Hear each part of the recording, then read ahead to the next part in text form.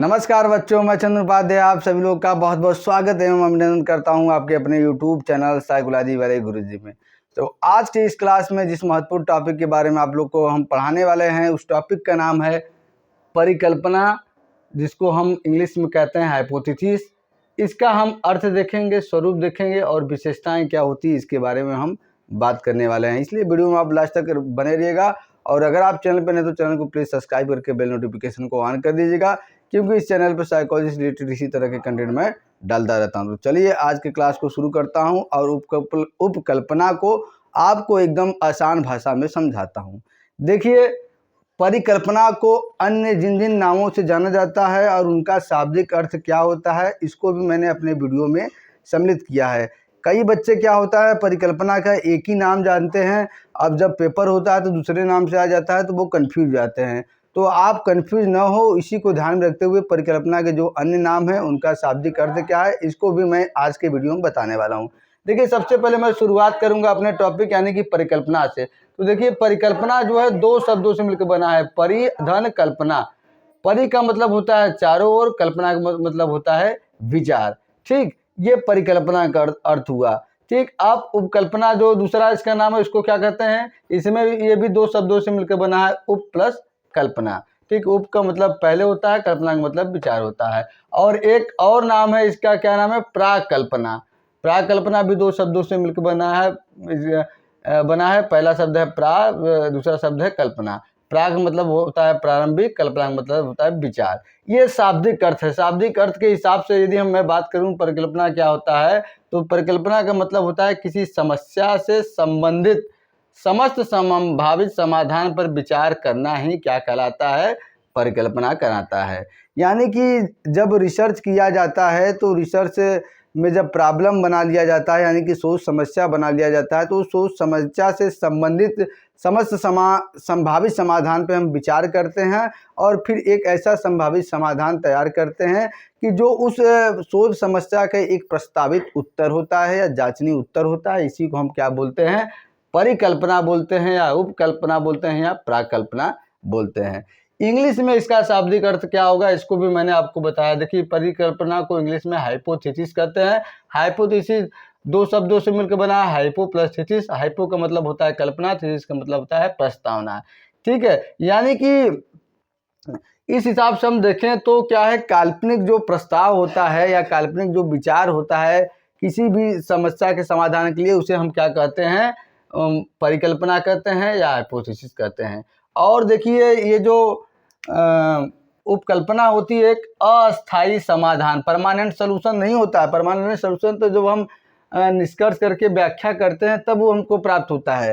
ये क्या है, जब हम अपना सोच समस्या बनाते हैं तो अपना एक अस्थायी समाधान भी बना लेते हैं, जिससे क्या है हमारे शोध को एक दिशा मिलती है और उसी उपकल्पना को हम जो है सही साबित करने के लिए या उसी के इर्द गिर्द हम अपना जो है पूरा शोध अपना हम घुमाते हैं। ठीक है, और क्या है, यह ये क्या है, जांचनी प्रस्ताव के रूप में है। ठीक है, शोध समस्या में जब हम परिकल्पना का निर्माण करते हैं तो क्या होता है, एक अस्थायी समाधान होता है, इसको जांचा जाता है, जांचनी योग्य होता है। यानी कि हम लास्ट में जब हमको निष्कर्ष प्राप्त होता है तो ये सिद्ध होता है कि परिकल्पना सही है, सही साबित हुई है या नहीं सही साबित हुई है। यदि परिकल्पना सही साबित होती है तो वो परिकल्पना जो है स्वीकृत मान ली जाती है। अगर सही साबित नहीं होती है तो हम परिकल्पना में कुछ सुधार करते हैं या परिकल्पना को हम चेंज करते हैं। तो इतना आप मोटा आप ध्यान रखिए कि यदि आपसे कोई पूछे कि परिकल्पना क्या है, उपकल्पना क्या है, प्राकल्पना क्या है, तो आप बस सिंपल से कहिए किसी समस्या का संभावित समाधान या उत्तर ही हम क्या कहेंगे? परिकल्पना कहेंगे। और सोच समस्या का दूसरा प्रमुख स्तंभ क्या है? उपकल्पना है। क्योंकि उपकल्पना जो होता है, यदि ठीक ढंग से उपकल्पना आप नहीं बनाएंगे तो शोध की जो दशा और दिशा होती है वो दोनों बिगड़ने का चांस होता है। ठीक, तो ये परिकल्पना क्या होता है, शाब्दिक हिसाब से मैंने आपको एकदम आसान भाषा में समझाया। अब हम आप कुछ परिभाषा यहाँ पे लिए हैं, परिभाषा के आधार पर मैं आपको बताता हूँ कि परिकल्पना क्या होता है। तो देखिए, सबसे पहला परिभाषा में लिया है मैकग्यूगन 1990। ये कहते हैं दो या दो से अधिक चरों के बीच संभावित संबंधों के बारे में बनाए गए जांचनी कथन को उपकल्पना कहते हैं। ये कहते हैं कि दो या दो से अधिक चरों के बीच, ठीक है, संभावित संबंधों के बारे में बनाए गए जांचनी कथन को उपकल्पना कहते हैं। देखिए उपकल्पना में क्या है, दो या दो से अधिक चर होते हैं, उन्हीं चरों के बीच क्या संबंध होता है, इस बात को जांचने के लिए जो हम कथन बनाते हैं इसको उपकल्पना कहते हैं। यदि मैं आपको बताऊं चर क्या होता है, तो चर बेसिकली होता है किसी वस्तु के मापने योग्य गुणों को चर कहते हैं, इंग्लिश में इसको वेरिएबल कहते हैं। और चर जो होता है मुख्यतः दो प्रकार का होता है, स्वतंत्र चर होता है, आश्रित चर होता है। जैसे मैं आपको एक एग्जाम्पल बताऊं कि पुरस्कार से सीखने की गति, क्या पुरस्कार से सीखने की गति में प्रभाव पड़ता है, तो क्या है इसमें दो चर हैं, एक पुरस्कार है, एक सीखना है। इन दोनों के बीच क्या है संबंध बनाने के लिए क्या है हम जो कथन का निर्माण करेंगे उसी को हम क्या कहेंगे, उपकल्पना बोलेंगे। अब कर्लिंगर 1986 के हिसाब से हम बात करें तो ये कहते हैं दो या दो से अधिक चर, दो चर भी हो सकते हैं, दो से अधिक चर भी हो सकते हैं, ठीक है, जिसको हम मध्यवर्ती चर तीसरे को बोलते हैं।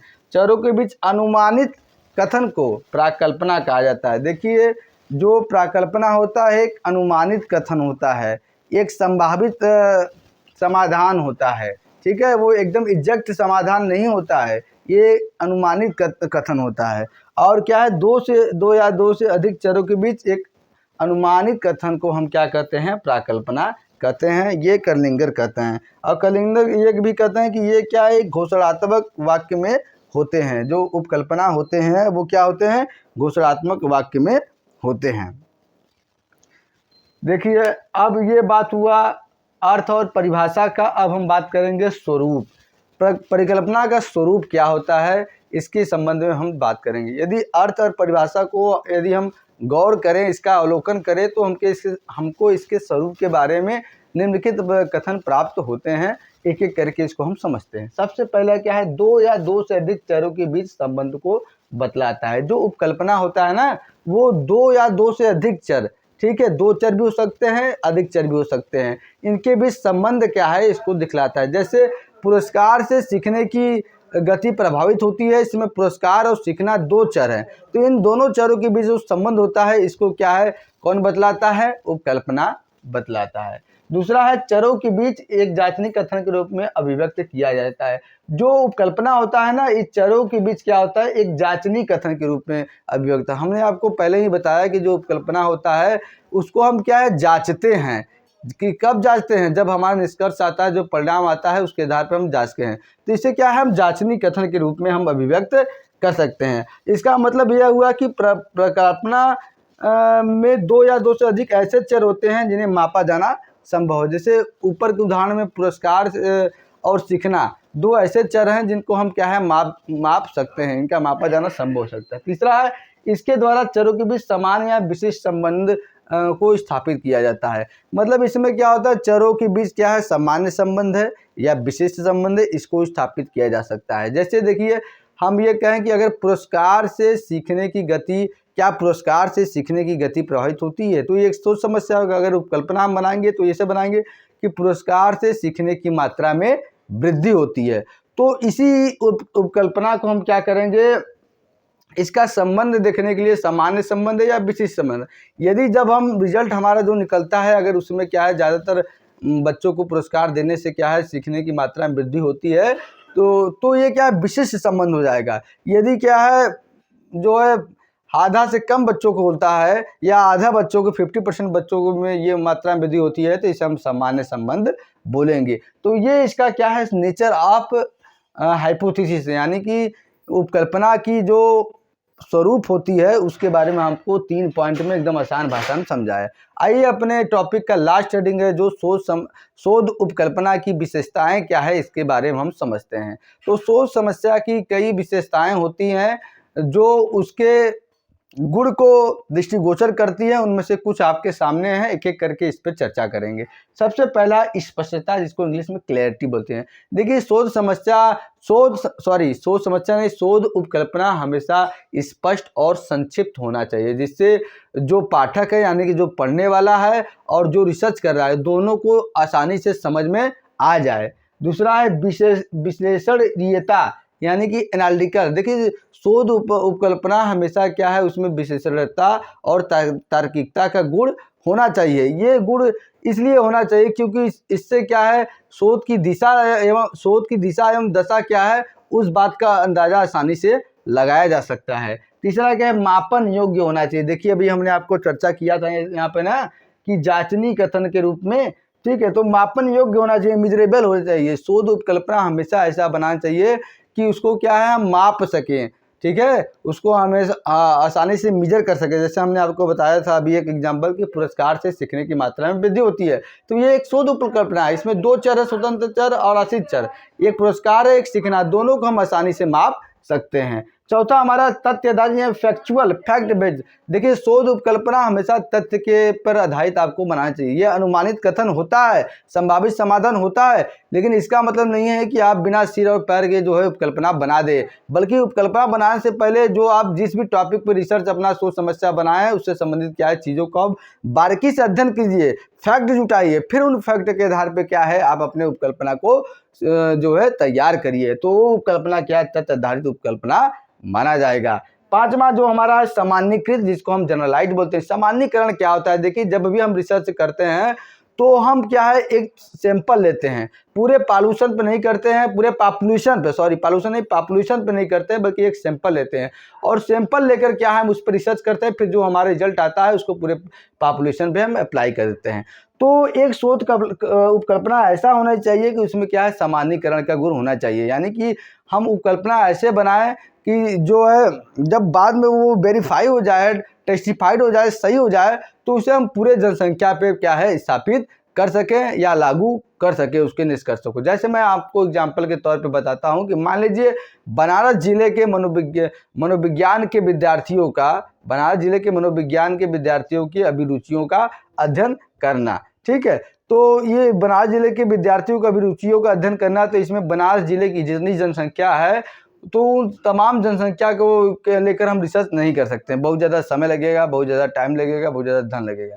इसके लिए हम कुछ कॉलेजों को जो है सेलेक्ट करते हैं और उन कॉलेजों से भी करे जो है कुछ बच्चों को हम अपने रिसर्च के लिए लेते हैं। फिर रिसर्च लेने के बाद जो रिजल्ट आता है, रिजल्ट आने के बाद क्या है हम क्या करते हैं उसको पूरे बनारस जिले के मनोविज्ञान पढ़ने वाले बच्चों पे अप्लाई कर देते हैं। तो ये होता है सामान्यीकरण का गुण इसमें पाया जाता है। और क्या होता है विशेषता, ये समस्या का संभावित कथन होता है, समस्या का जांचनी कथन होता है, ठीक है। इसमें दो या दो से अधिक चरों के बीच संबंध को बताया जाता है, इसे हम उपकल्पना की विशेषता कहते हैं। तो आज की क्लास में हमने आपको उपकल्पना क्या होता है, इसकी अर्थ क्या होता है, परिभाषा क्या होता है, विशेषताएं क्या होता है, स्वरूप क्या आता है, इसके बारे में हमने आपको एकदम आसान शब्दों में बताया। आगे क्लास में उपकल्पना, एक अच्छी उपकल्पना की विशेषताएं क्या होती है या उपकल्पना के प्रकार क्या होते हैं, उपकल्पना के कार्य क्या होते हैं, पूरा डिटेल में जो है रिसर्च का क्लास चलने वाला है।